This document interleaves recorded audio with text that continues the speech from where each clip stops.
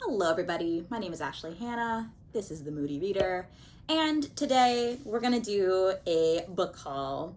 Now, I don't do book hauls typically, especially on this channel, because it's just holding up a book, I guess, and be like, I bought this, and then moving on.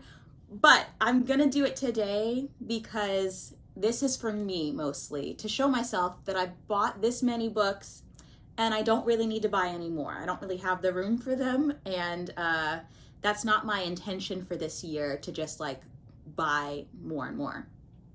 In fact, Lent is coming up, people, and all my Catholic homies out there, what are you gonna give up this year?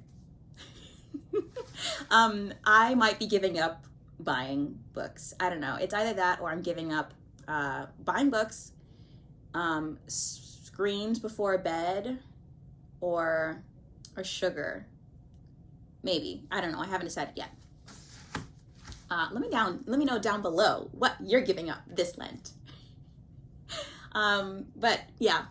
So I just wanted to do a haul just to show myself that I bought this amount of books in this much time, and maybe slow down, honey. And the only thing that I will give myself grace on is the fact that I have read, I think 5 out of the 7 books in this haul. So I think personally that's a very good ratio for books brought in to books ingested. But nevertheless, let's get started with the haul, shall we? We're gonna more or less go in chronological order from January the 1st till now, of when I bought these books. And the first one is Miss Hellbent by Leigh Bardugo. This is book 2 in the Alex Stern series. Is that what she's calling it? I don't know. Yeah, this is just the continuation, but look at this. This is beautiful. This is worth every penny.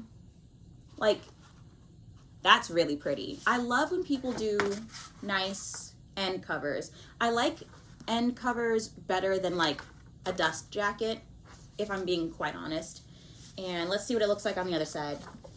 Ooh, gray. Cute. But I do like the embossing. That's a nice touch. But yeah, this is the book 2 about Alex Stern and trying to, find the road to hell. I've talked about this one a lot, and I did a review, which I will link down below, and I also did a shorter form wrap up in my January wrap up, which I will also link down below.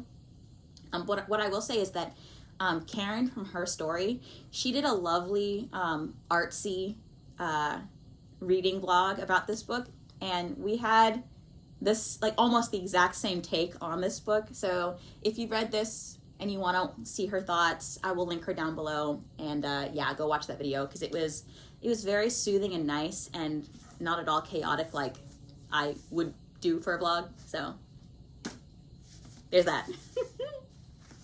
All right, the next book that I bought was Chain of Thorns by Miss Cassie Clare. And this one was actually tough to get because when it came out, January 31st. Wait, I'm sorry, that's not the next book that I bought. Hold up, wait a minute. The next book I bought after Hellbent was House of Hollow by Crystal Sutherland. This book I bought because a commenter had left it as one of their favorite books of maybe December of last year.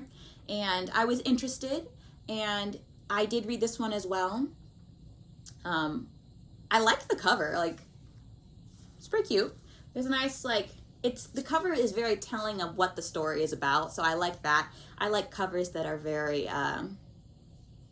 telling.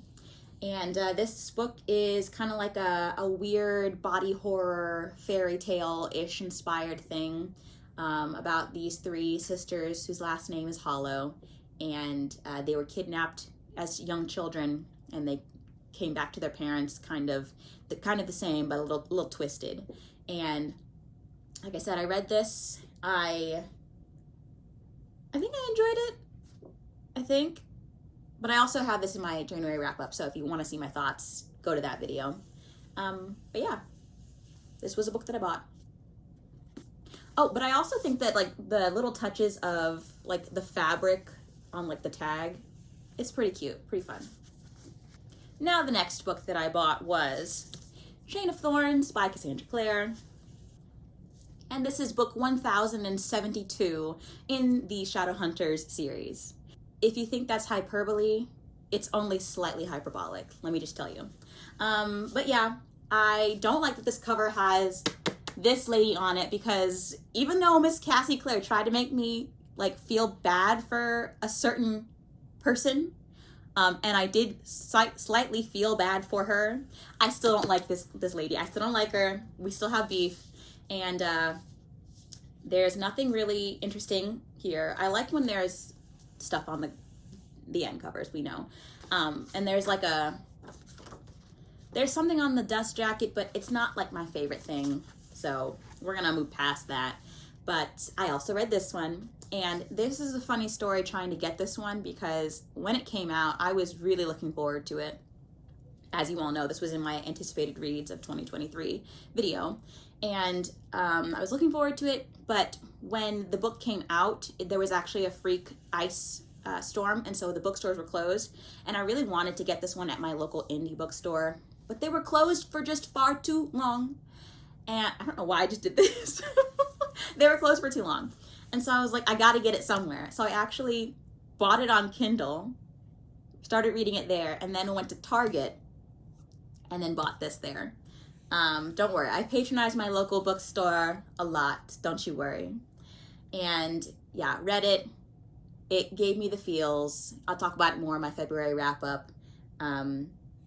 But yeah, this one is not my favorite cover. My favorite cover in this series, The Last Hours, is probably book number 1, Chain of Gold.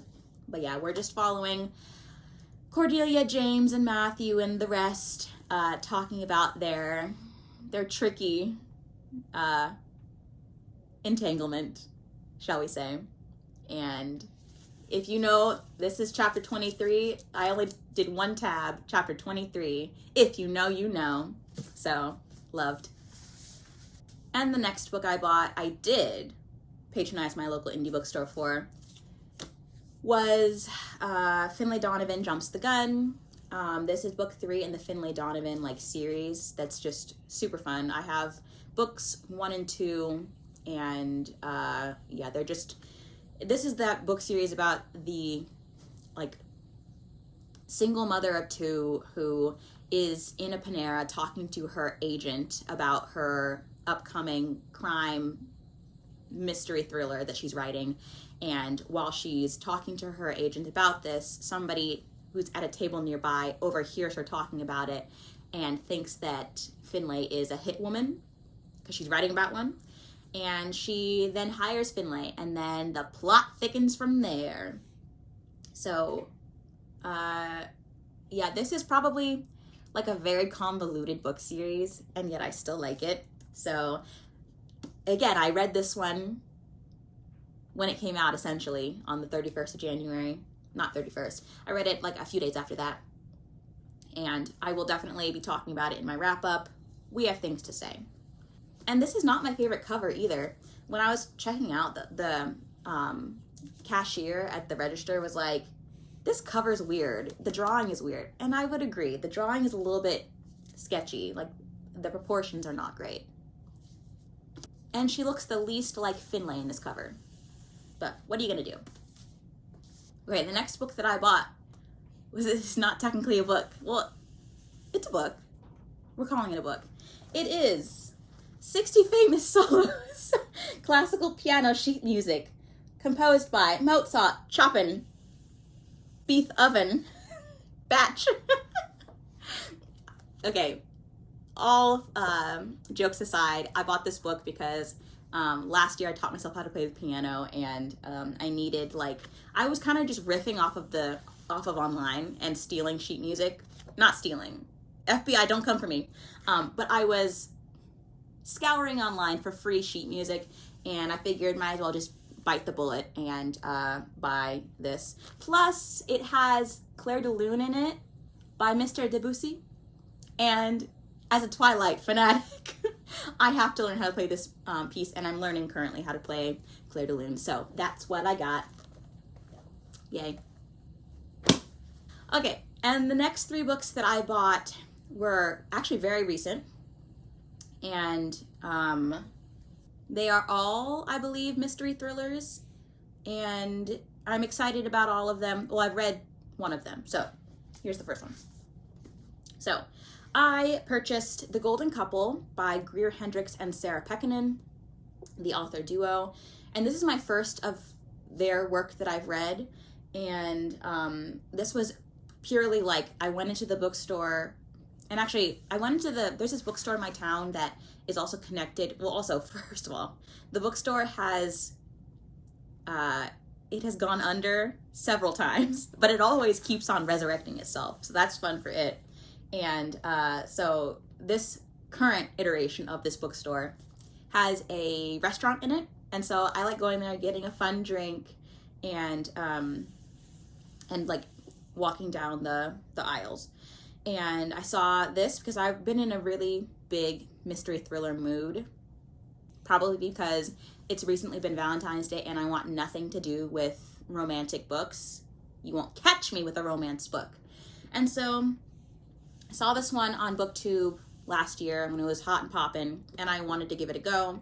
I read it already. We'll talk about it in another video, because but this one is about these wealthy people, this wealthy couple named Marissa and Matthew Bishop, and they are, as it would imply, the golden couple. They seem to have it all, but then Marissa turns out to be unfaithful, and she wants to repair things for the sake of her marriage and because of her child, Bennett, who is 8 years old.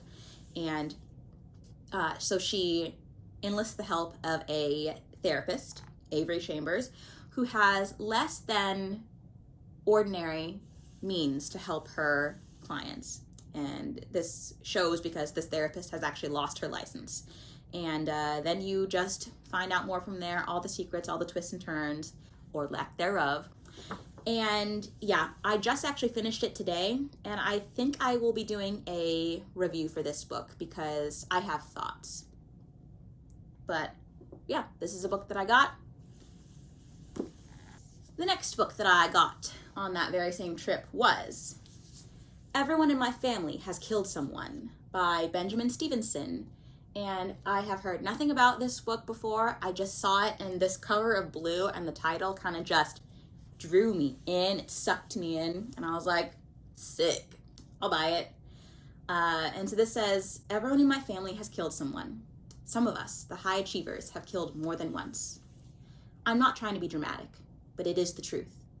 Some of us are good, others are bad, and some just unfortunate. Have I killed someone? Yes, I have. Who was it? Let's get started.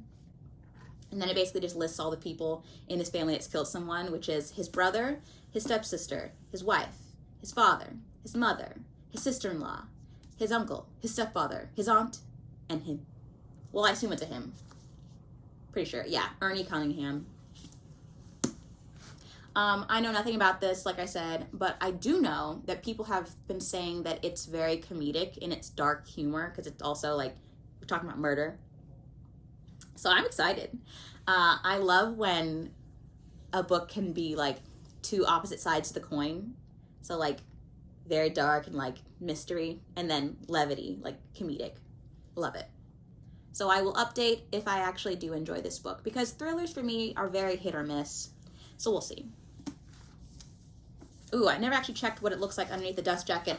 Ooh, it's red. Kind of boring, not gonna lie. I'm just like destroying this. Okay, and the last book that I bought was, which I don't know why I bought this book, let me tell you, because I never heard of it. I just saw it and I was like, ooh, and it is The Ballerinas by Rachel Capelk Dale. I butchered that name, I know, don't roast me. I bought it because I'm a ballet dancer, so I can relate. Even though this is a mystery thriller, so I think there's going to be some murder. and I'm kind of pumped about it. And I don't know how it's gonna do like ballet and murder, but I can't wait. And it says on the back, 13 years ago, Delphine Leger abandoned her prestigious soloist spot at the Paris Opera Ballet for a new life in St. Petersburg, taking with her a secret that could upend the lives of her best friends, fellow dancers Lindsay and Margot. Now 36 years old, Delphine has returned to her former home and to the legendary Palais Garnier Opera House to choreograph the ballet that will kickstart the next phase of her career, and, she hopes, finally make things right with her former friends. But Delphine quickly discovers that things have changed while she's been away, and some secrets can't stay buried forever. I'm excited. I've never heard about this book before or this author, and I think it came out last year. So, no, it came out in 2021. I've never heard of this. Whoa. And it just reminded me, like, these ballerinas standing at the bar. Like, that's my favorite part of class. Because, like, ballet, y'all, it's really monotonous. You do every single day you go to ballet, you do the same combinations over and over again. Well, not really the same, like the same structure. So like plie, tendu, dégagé, rond de jambe, and bar is so boring. But the fun part is being next to your besties. That's the fun part of ballet. I'm all into the social aspect of dancing. And even though I've been a reader for so long and a ballet dancer for so long, I don't really read a lot of literature that has ballet involved. Like the one instance I can think of, like recall right now, is probably the Crescent City series by Sarah J. Maas. Her main character really likes ballet, and it's a little bit like not well placed because it just doesn't seem like it makes any sense in that book for me to have like ballet be a thing. So I'm interested to see how the ballet is represented in this. And also let me know if you think I should react to other books that include ballet in them, because while I'm not a principal at ABT, but I do know my ballet. I've been doing it since I was 3, so how many years is that? That's 23 years of my life dedicated to ballet. So I think I know a thing or two about a tendu and a frappe. So yeah, I'm interested to see if I like this book at all. And like I was saying, let me know if you think I should react to, or if you think I should review other books that have ballet involved in them. So yeah, those are the books that I purchased and have recently acquired in the past 2 months. Like I said, I think I will be going on a book buying ban unless there's like a specific anticipated release for me, because a lot of those books, even though I've read most of them, a lot of them were impulse buys, and I didn't allot for that this year. So I know a lot of people are like, I feel like a lot of people are collectors when it comes to books, and I am to a certain extent, but if I have a lot of books that I haven't read in my collection, I freak out. It's like, it's too much of the unknown, and I feel like I want to know my books. So those are the books that I bought, and I'm happy that I bought every one of them. They all tell like a little bit of a story of like what I've done this year. So if you like this video, go ahead and give it a thumbs up. Follow me on Instagram if you want. I don't actually open my Instagram, so you might not want to follow me actually. And that's another thing. If you are one of those authors that like reaches out to content creators like podcasts and is like, hey, do you want to review my book for your podcast? Don't message me on Instagram because I won't see it. Okay, cool. So yeah, thank you for watching, and I'll talk to you guys again next time with another video. Bye.